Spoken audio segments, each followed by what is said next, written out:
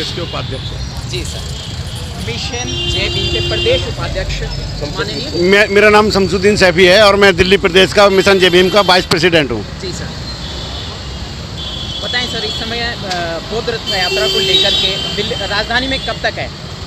देखिए, राजधानी में तो अभी लगातार हम जो है हमारी जो 70 विधानसभा में लगातार उसी में 70 विधानसभा में इसे बौद्ध धर्म रथ को जो है घुमाएंगे। ये हमारा जो है प्रोसीजर है। क्या उद्देश्य है सर? सर, उद्देश्य ये है हमारा इस देश के अंदर के जो इस देश के अंदर जो सरकारें चल रही हैं या जो इस देश को अंदर देश को जो चला रहे हैं, हमारे संविधान जो बाबा साहब भीमराव अम्बेडकर ने संविधान बनाया था और ये मानवता का एक संदेश था संविधान बनाने का कि मानव एक समान रहे और हर जाति धर्म के ऊपर कोई इसी तरह का कोई अत्याचार ना हो।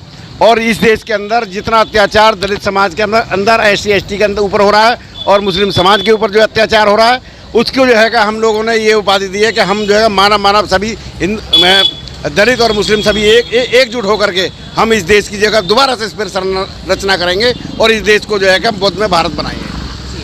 किशोर बच्चे, कच्ची उम्र के बच्चे बहुत सारी नादानी कर जाते हैं जिससे उनका पूरा जीवन खराब हो जाता है। वो दिशाहीन ना हो, उन्हें अच्छी दिशा मिले, इसको लेकर बुद्धिज्म में क्या मार्ग है सर? देखिए, बुद्धिज्म के अंदर जो है हम लोग जो अपने बच्चों के लिए भी और बच्चों के लिए भी हम ये शिक्षा दे रहे हैं कि बच्चे जो है सावधानी पूर्वक चले और अपने जो टीचर्स हैं जो स्कूलों के अंदर जो पढ़ाई होती है उनका भी मान सम्मान रखें। और मैं उनके माता पिताओं से और बच्चों के माता पिताओं से और बच्चों से भी ये मैं कहना चाहूँगा कि वे भी जो है उनके टीचरों का जो है मान सम्मान रखें और अपने बच्चों को समझाने की भरपूर कोशिश करें। तभी जो है कि ये बच्चे जो है दिशाहीन नहीं हो सकते। सबसे बड़ी बीमारी जो है हमारे देश के अंदर ये है कि ये मोबाइल है, मोबाइल के अंदर जो है हर तरह की जो हरकतें हो रही हैं, ये मोबाइल बच्चे छोटे बच्चे इसमें देख करके वो ज़्यादा बिगड़ रहे हैं और वे जो है वो इस वजह से वो दिशाहीन हो रहे हैं। ऑनलाइन तो एजुकेशन की वजह से बच्चों को मोबाइल प्रोवाइड किए जा रहे हैं, मोबाइल दिए जा रहे हैं, पेरेंट्स की मजबूरी है।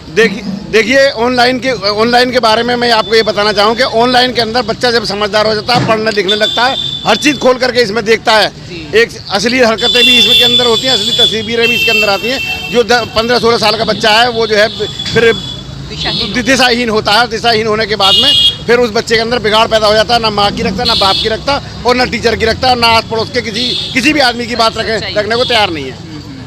ये है, तो मैं तो ये कहूँगा कि जो है ज़्यादातर जो है ऑनलाइन जो है शिक्षा न दे करके हम लोगों ने भी शिक्षा ग्रहण की है। हमने जो है विदाउट जो है मोबाइल के शिक्षा ग्रहण की है, हमने स्कूलों में जाकर के शिक्षा ग्रहण की है।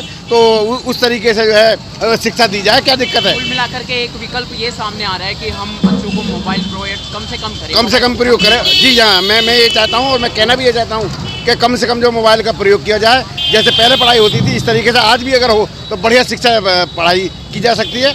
आदमी IAS IPS सब कुछ बन सकता है, पहले भी तो बनते थे, आज भी बन सकते हैं।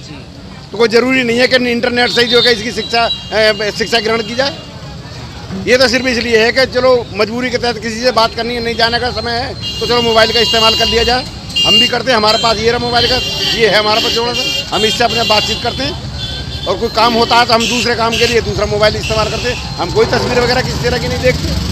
तो मैं चाहूँगा, मैं जो माँ बाप है मैं उन लोगों से भी चाहूँगा कि बच्चों को कम से कम मोबाइल का इस्तेमाल करवाएं। बहुत शुक्रिया सर, धन्यवाद। बहुत अच्छी बात आपने बताई बच्चों के लिए। जय भीम, जय भारत, जय श्री राम।